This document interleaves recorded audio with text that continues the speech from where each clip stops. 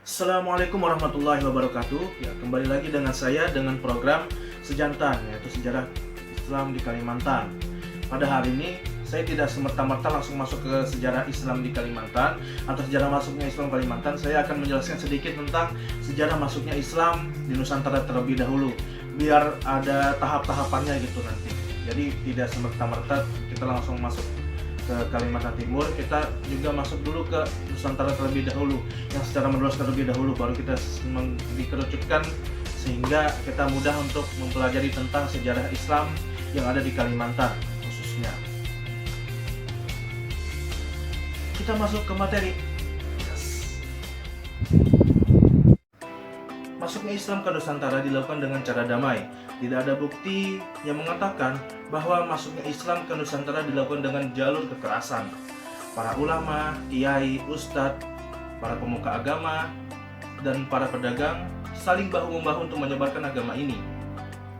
Tugas dan tanggung jawab penyebaran agama ini dilakukan dengan cara bersama-sama, karena kita semua berkewajiban untuk menyebarkan kebenaran dan kebaikan.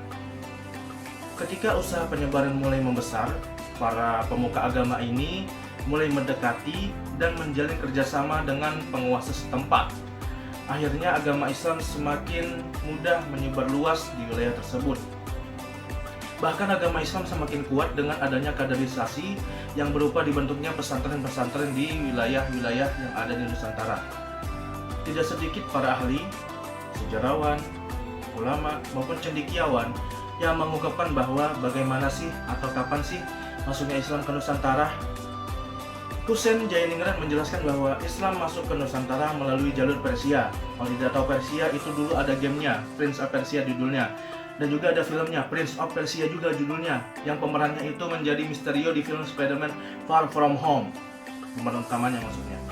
Kalau misalnya masih belum tahu juga dengan Persia, sekarang disebut dengan Iran. Nah, beliau mengatakan bahwa masuknya Islam ke Nusantara melalui Iran atau Persia tersebut tadi pada abad ke-13. Ini ditandai dengan kemiripan ejaan tulisan Arab. Sebaliknya, Hamka berpendapat bahwa masuknya Islam ke Nusantara pada abad ke-7 melalui Arab dan Mesir langsung. Kita logikakan saja.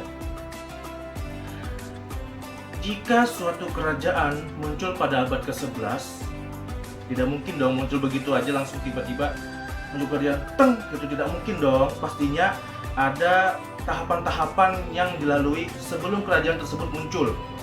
Pasti ada datang orang gitu, tidak mungkin tiba-tiba kerajaan Islam langsung muncul gitu, tidak mungkin.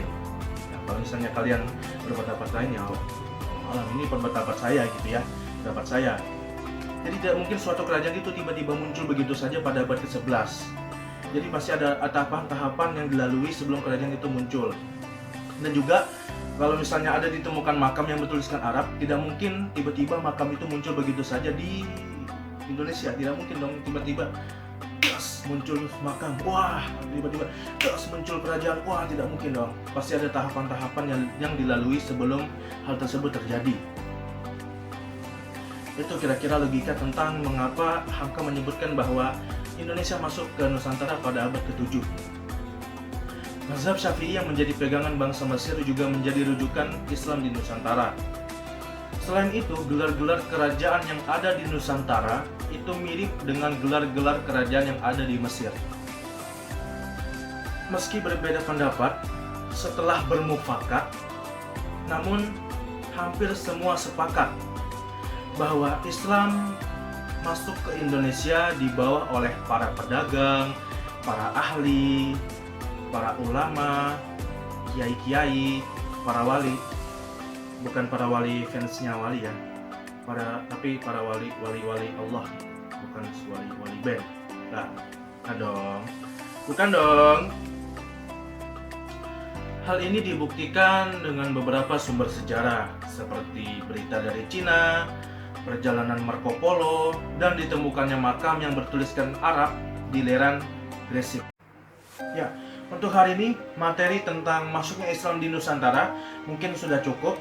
Kalau misalnya kalian masih penasaran, bisa kalian cari di buku-buku referensi atau di internet-internet yang bisa kalian percaya, yang bisa membuat kalian yakin tentang materi masuknya Islam ke Nusantara.